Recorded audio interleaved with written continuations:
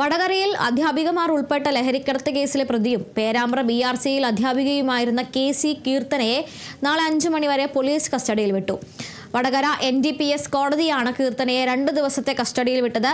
കീർത്തനയെ വിശദമായി ചോദ്യം ചെയ്ത ശേഷമായിരിക്കും പ്രത്യേക അന്വേഷണ സംഘം കൂട്ടുപ്രതികളും അധ്യാപികമാരുമായ K കാവ്യ, നീഷ്മ എന്നിവരെ കസ്റ്റഡിയിൽ ആവശ്യപ്പെടുക. കസ്റ്റഡിയിൽ ലഭിച്ച കീർത്തനയെ വൈദ്യ പരിശോധനയ്ക്ക് വിധേയയാക്കി. താൻ ലക്ഷങ്ങളുടെ ഇടപാട് നടത്തിയിട്ടില്ലെന്ന് കീർത്തന മാധ്യമങ്ങളോട് പറഞ്ഞു. തന്റെ 2 ബാങ്ക് അക്കൗണ്ടുകൾ മൈനസാണ്. താനൊരു അധ്യാപികയും ഒരു ആൺകുട്ടിയുടെ അമ്മയുമാണ്. ലഹരി ഇടപാട് നടത്തില്ലെന്നും കീർത്തന മാധ്യമങ്ങൾക്ക് മുൻപിൽ അവകാശപ്പെട്ടു. എന്റെ 2 സ്റ്റേറ്റ്മെന്റും കൊയിലാണ്ടിയും ഗ്രാമീണും കറക്റ്റായിട്ട് നിങ്ങൾ നോക്കുക. സ്റ്റേറ്റ്മെന്റ് രൂപ മൈനസാണ്. അന്വേഷണ ഉദ്യോഗസ്ഥർ പറയുന്നിടത്ത് എല്ലാം സത്യം ഏൽപ്പിച്ചു. മാധ്യമങ്ങൾ അറിയണം സത്യം. നിങ്ങൾ കറക്റ്റായിട്ട് സത്യം പങ്കില്ല. നിങ്ങൾ കറക്റ്റായിട്ട് നോക്കുക.